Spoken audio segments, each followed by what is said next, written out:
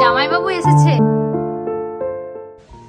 Hello everyone, good morning, welcome back to my channel heavenly friendship. আমি আবার চলে এসেছি। আজকে হলো মঙ্গলবার, টিউসডে। এখন ঘড়িতে বাজে 11:05।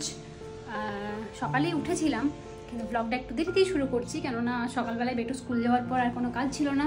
বিছানায় পড়েছিলাম, ঢাকার ভেতরে ভাল লাগছিল না। কিন্তু এবার উঠলাম, কেননা আজ আমাকে যেতে হবে বেটুকে স্কুল থেকে আনতে। বেটুর কাকা আর কি পরীক্ষা আছে, বিজি, ওর পাপাও busy, so I have to go. তো ভাবলাম এবার কাজগুলো করে নেবো। ঘর ঝাড় দেওয়া হয়ে গেছে, ঝাড়া হয়ে গেছে, এবার ঘর মুছবো, দেন স্নান করেই ভাবছি যাবো, যেহেতু শীতকাল ঘামবো না তাই।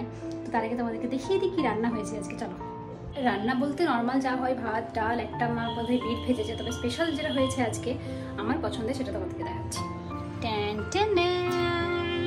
এটা হলো চিংড়ি মাছের মালাইকারি, মায়ের স্টাইলে, যেটা আমার খুব পছন্দের। নর্মাল শুধুমাত্র নারকেলের দুধ দিয়ে নয়, নারকেল দিয়েই হয়। আমার তো এই চিংড়িটা বড্ড ভালো লাগে। যাই হোক, গন্ধটা দারুণ লাগলো, এখনই খেতে ইচ্ছে হচ্ছিলো, কিন্তু এখন খাবো না। এই একটু আগে জাস্ট ব্রেকফাস্ট করেছি ছাতু দিয়ে। তো চলো এবার ঘরটা ঝটপট মুছে নিই, দিয়ে স্নান করে নিই, তারপর তোমাদের সাথে দেখা করছি।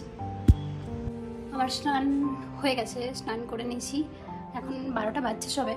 তো একবারে জামা পরে নিয়েছি, কেননা আবার চেঞ্জ করবো, আবার বেরোবো, তাই। তো একটু চুলটা আজরে নিই, ড্রাই করে নিই, আর একটু সিঁদুরটাও পরে নিই।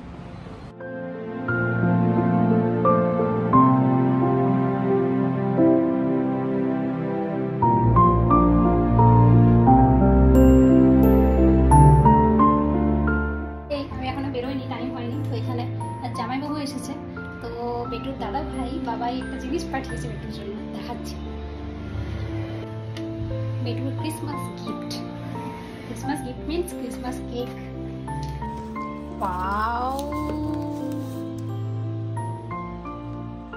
For James, merry Christmas. আমি খুলবো না, বেটু এসেই খুলবে। আর এটা হচ্ছে পনির, যেটা দিদি ভাই আমার জন্য পাঠিয়েছে। This is my Christmas gift. আমার পনিরটা ভালো লাগে, সেজন্য দিদিভাই আমার জন্য পনির পাঠিয়েছে। আর বেটুর দিদিভাই দাদা ভাই বেটুর জন্য কেক পাঠিয়েছে। 12টা 20 বাজছে, কিন্তু আমি বুঝতে পারছি না যে কখন বেরোবো। একটা দাদাকে বলা আছে, মানে যেই কাকুটার গাড়িতে মেনলি আমরা যাই মাঝে মাঝে বেটুকে আনতে, কিন্তু এখনো কনফার্ম কাকু জানাচ্ছে না, আমি বুঝতে পারছি না। লেটও হয়ে যাবে, 12টা 20 বাজছে, তো লেট হয়ে যাবে। আমি জানি না গাড়ি পাঠাবে কিনা। আমি বেরিয়ে পড়ছি বাসের ওখানে, যদি আসেও তো বাসের ওখান থেকে আমাকে পিক আপ করে নিই। আপাতত আমি বেরিয়ে যাই, নাহলে ছেলেটা দাঁড়িয়ে থাকবে স্কুল ছুটির পর। চলো, তো কথা মতো আমি বেরিয়েই পড়েছিলাম, বেরিয়ে বাসে উঠে পড়েছিলাম, বাস পেয়ে গেছিলাম। কিন্তু 2 মিনিট হাঁটার ডিস্টেন্সটা মানে 5 মিনিট বাসে লাগালো, জানো তো, রাস্তায় এত জ্যাম। আর সেই সময় কাকুও ফোন করলো যে তাহলে গাড়িটা পাঠিয়ে দিচ্ছি। আমি ভাবলাম যে না, নেমে যাওয়াই বেটার হবে, না হলে টাইমে স্কুল পৌঁছতে পারবো না। দেন ওই দাদা এসে আমাকে পিক আপ করে নিয়ে গেল স্কুল। দিয়ে ওখান থেকে বেটুকেও নিয়ে নিলাম। সবাই চলে গেছিলো বাড়ি, জানো তো, বেটুটা একা দাঁড়িয়েছিল। ভাগ্যিস তাড়াতাড়ি গেছিলাম, বুদ্ধি করে নেমে গিয়ে বাস থেকে। আর আজকে কপালটা এতটাই খারাপ যে ফেরার পথেও দেখছি এত জ্যাম। তো যাই হোক, রাস্তায় বেশ কিছুক্ষণ ওয়েট করার পর তারপরে আমরা পৌঁছালাম বাড়ি। স্কুল থেকে ফিরে গেছি আমার পুত্তরকে নিয়ে। বেটুর স্নানও হয়ে গেছে, কিন্তু এসেই এবার যেই বলে দিয়েছে একটা গিফট আছে, সেজন্য লাফাচ্ছে। গিফটটা কি বলতো? কি গেস কর? Santa colour paper. সেটা সান্টা ক্লজ 25 ডিসেম্বরে দেবে। আজকের গিফট চল যা ভুগলাম আজকে না, যাওয়া আসাতে এত জ্যাম চারিদিকে। যাই হোক, খুব খিদে পেয়েছে, আমি ড্রেস চেঞ্জ করে নিয়েছি, এবার খাবো। তার আগে বেটুকে সারপ্রাইজ দিই। আস্তে আস্তে, সাবধানে। কি লেখা আছে দেখ ভালো করে, কি লেখা আছে পড়। কোথায় লেখাটা আছে দেখ, কোথায়, এটা কি লেখা আছে দেখ।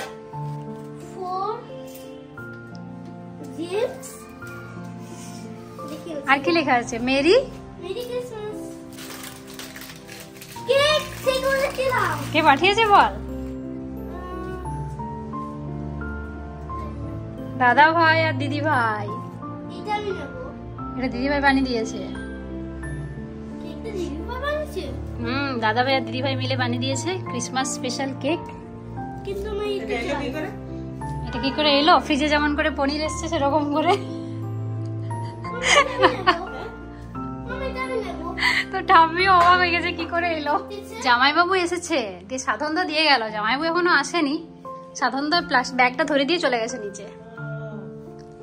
লাঞ্চে আছে ভাত, ডাল, আলু যেটা চানাচুর দিয়ে মাখা, বেটু নিয়ে নিচ্ছে আমার থেকে, বিট ভাজা, এটা একটা কাঁচকলা আলু তরকারি, আর আছে চিংড়ি মাছ। সো বন্ধুগণ, আমরা কেক খাচ্ছি। আমার এখন খাওয়ার একটু ইচ্ছে ছিল না, বিশ্বাস করো। বেটু এমনই জেদ ধরছে খাবো খাবো করে, নিজে দেখছি কেটে নিয়ে চলে এসছে। তাহলে আমি একটু এখন খেয়ে না নিলে আর ভাগ পাবো না, সেজন্য আমি একটু খেয়ে নিচ্ছি। তবে কেকটা কিন্তু বড্ড ভালো বানিয়েছে, পুরো বাটারে ভরা, বেশ ভালো লাগছে। হ্যাঁ এভরিওয়ান, এখন হচ্ছে সন্ধে বেজে হয়ে গেছে, 6টা 10 বাজছে, বাইরে পুরো অন্ধকার, ঠান্ডা ঠান্ডা ফিল হচ্ছে। Let me show you. বাইরে পুরো অন্ধকার হয়ে গেছে, ঠান্ডা ঠান্ডা লাগছে। আমি সোয়েটার পরে নিয়েছি। এবার হচ্ছে বেটুকে পড়তে বসাতে হবে, কেননা ওর দুটো এক্সাম হয়ে গেছে, ইউএসএল ইভিএস। এবার হচ্ছে বাকি আছে ম্যাথ, কালকে ম্যাথ, তো ম্যাথটা একটু পড়িয়ে নিই। শুয়েছিলাম, একটু ঘুমিয়ে পড়েছিলাম অ্যাজ ইউজুয়াল, চোখ বন্ধ হয়ে যাচ্ছিল, পুরো পুরো গালে দাগ বসে গেছিলো, এমন ঘুমোচ্ছিলাম। সবাই কোথায়? টিভিতে খেলা চলছে, মতো দেখছিল, কেউ নেই, বাড়ি ফাঁকা। কোথায় গেল সব?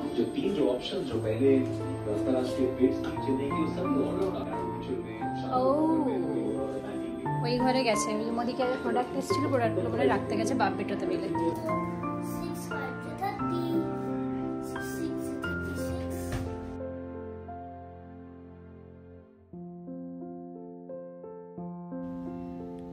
এদিকে বেটুকে বেশ কিছুক্ষণ পড়ানোর পর ওকে আমি কাজ দিয়ে দিলাম, কারণ এবার আমাকে কিচেনে যেতে হবে, রাত্রে ডিনারের প্রিপারেশনটা করতে হবে, কারণ তোমরা জানোই যে বাবা মা 9টার মধ্যে খেয়ে নেয়। তো আজকে ভাবলাম যে পনিরটাই বানাবো, যেহেতু দিদিভাই আজকেই পনিরটা পাঠিয়েছে, টাটকা পনিরটা আছে, তো সেটার টেস্টটাই আলাদা হবে, তাই পনিরটাই করবো। আর এদিকে কড়াইশুঁটিও ছিল ফ্রিজে, তো সেজন্য ভাবলাম যে মটর পনির বানাবো। সবারই পছন্দ, আর বেটু তোর পনির এত পছন্দ যে কাঁচাটাই কাটতেই খেয়ে নেয়। আর যেহেতু এটা ফ্রেশ পনির ছিল, বাড়িতে বানানো, দিদিভাই নিজের হাতে বানিয়ে পাঠায়, তাই আজকে পনিরটা ভাজবো না। আর আজ আমি আমার মতো করে কী করে আমি মটর পনির বানাই সেটা তোমাদের সাথে শেয়ার করব। দেখো, রান্নাবান্না আমি সেরকমভাবে কিছুই জানি না, যেটুকু জানি সেটুকুই শেয়ার করছি।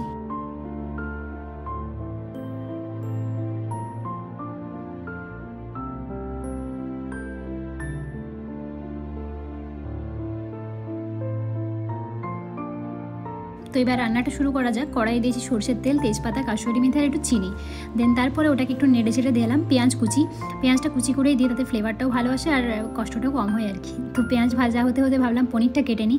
আর পনিরটা বেশ কিছুটা পরিমাণেই ছিল, যেহেতু আমাদের 4-5 জনের খাবার। তো কড়াইয়ের মধ্যে পেঁয়াজটা একটু ভাজা হওয়ার পর দিয়ে দিলাম কাঁচা লঙ্কা। তার মাঝে এলো আমার বেটু মন খারাপ করে। হ্যাঁ, তার ছিল যেহেতু ম্যাথ এক্সাম, সে মন খারাপ করে এলো, মাম্মা আমি কিচ্ছু পাচ্ছি না। থাকে অনেক করে বুঝিয়ে পাঠালাম। এদিকে কড়াইয়ের মধ্যে দিলাম একটুখানি নুন, তারপরে দিলাম আদা রসুন বাটা, দিয়ে ওটাকে নাড়তে চাড়তে থাকলাম। আর আমি জানো তো মটরশুঁটি মানে মটর পনির বানালে মটরটাকে কিন্তু আলাদা করে ভাজি না, তো ওর মধ্যে দিয়ে দিই। তো তার আগে একটু হলুদ গুঁড়ো দিলাম, যেটা না হলে আমাদের বাঙালির খাবার আবার নাকি অসম্পূর্ণ, কালার না হলে বাঙালির পছন্দ হয় না। হ্যাঁ, সবারই তাই, দেখতে আগে ভালো হতে হবে। তো মটরশুঁটিটা আমি আগেই দিয়ে দিই, যখন মশলাটা কষাই তাহলে মটরশুঁটিটা একটু নরমও হয়ে যায় আর কষানোটাও হয়ে যায়। আর এদিকে আমি একটা পেস্ট করে রেখেছি, যার মধ্যে আছে টক দই, একটু চিনি, একটু নুন আর কাশ্মীরি লঙ্কা গুঁড়ো আর বাড়িতে বানানো গরম মশলা গুঁড়ো। তো সেগুলো দিয়ে এবার যখন মটরশুঁটিটা হালকা হালকা ভাজা ভাজা হয়ে যাবে, তখন দিলাম ধনে গুঁড়ো, জিরে গুঁড়ো। তারপরে তো কষাতে হবে নর্মাল যেভাবে করে। আর আমার হচ্ছে মেন জিনিস হচ্ছে ওই মশলাটা। তার করতে করতে মশলাটা যতক্ষণে কষানো হচ্ছে, ভাবলাম কেকটাকে সাজিয়ে গুছিয়ে রেখে দিই। কেকটা বেটু একটুখানি খেয়ে রেখে দিয়েছিল, আর বাকি সবারও একটু করে খাওয়া হয়ে গেছে। আর আমি জানো তো, যে কোনো জিনিসই ঘরে আনা হোক আমি একা একা খেতে পারি না। ছোটোর থেকেই মাকে দেখে এসেছি নিজে না খেয়েও সবাইকে খাওয়াতে। সবার মারাই তাই করে, কিন্তু আমার মাকে আমি দেখেছি। জানো তো, আমার ভাইরা, কাকু, কাকিমা বা যারাই থাকতো সবাইদেরকেই দিয়ে খেত।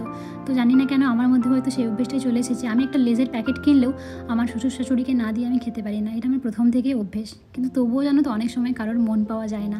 এটাই মনে হয় আমাদের সংসারী মানুষদের মানে বৌমাদের ধর্ম, যতই ভালোবাসা পাওয়াটা খুব কঠিন। ছাড়ো ওইসব কথা। এখানে আমি দিয়ে দিলাম পেস্টটা রান্নার মধ্যে, তারপরে ভালো করে কষাতে শুরু করলাম। আর দেখছো, যখনই পেস্টটা দিয়ে দিলাম কালারটা কিন্তু অন্যরকমই হয়ে গেল। এদিকে মশলা একটু তেল ছাড়তে শুরু করে দিয়েছে। আমি একটু ভালো করে নেড়ে চেড়ে তার মধ্যে একটু জল দিয়ে দিয়েছিলাম, তোমাদেরকে আর দেখানো হয়নি কেননা ঘটে গেছিলো একটা অঘটন। হ্যাঁ, তো এবার পনিরটাকেও দিয়ে দিলাম। আর পনিরটা দেওয়ার পর এত সুন্দর দেখতে লাগছিল না। হ্যাঁ, তার মাঝে কিন্তু বেটু কাঁচা পনির এসে টেস্ট করে নিয়ে গেছে, ভিডিওটা করা হয়নি। হ্যাঁ, যে অঘটনটা ঘটেছে সেটা হলো, বড় গ্যাসটা হঠাৎ করে দেখছি কেমন আওয়াজ করতে শুরু করেছে, তাই অগত্যা ছোটো গ্যাসে শিফট করতে হয়েছে, যেটাই করতে গেলে মনে হচ্ছে আমার সকাল হয়ে যাবে রাত্রের রান্নার। কিন্তু তাই হোক, ধীরে সুস্থে করতে হবে, যেমন সিচুয়েশান যেমন পরিস্থিতি মানিয়ে নেওয়াটাই হলো আমাদের ধর্ম। তবেই না আমরা বাড়ির বৌমা, বাড়ির লক্ষ্মী।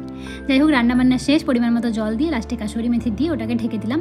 ফুটে গেলেই তৈরি আমাদের মটর পনির। ঘড়িতেও 9:20 বেজে গেছে, বাবার খাওয়ার সময়ও হয়ে গেছে। আর আমি এখানে এলাম বেটুর বইপত্র গোছাতে, কেননা মাও তো সাথে সাথে, শুধু বৌমা আমি নই, তো মায়ের কর্তব্যটাও পালন করতে হবে। ঘড়িতে 10:05 বেজে গেছে। এবার হচ্ছে আমরা ডিনার করবো, কারণ বেটুর আবার লাঞ্চ খাবো। পাগলা, কারণ বেটুকে আবার তাড়াতাড়ি ঘুম পাড়াতে হবে। তো এই হচ্ছে আমাদের স্পেশাল মটর পনির, আর এই হচ্ছে রুটি। পনিরটা যেহেতু টাটকা, দেখেই খেতে মনে হচ্ছে ভালোও হবে আশা করছি। এই সিজনে প্রথম পনির খাচ্ছি আর মটর রুটিও খাচ্ছি। তো এই হচ্ছে বেটু। তো চলো আমরা আমাদের ডিনারটা কমপ্লিট করে নিই। দেখা হচ্ছে আবার একটা নতুন ব্লগে। Till then subscribe to my channel. By.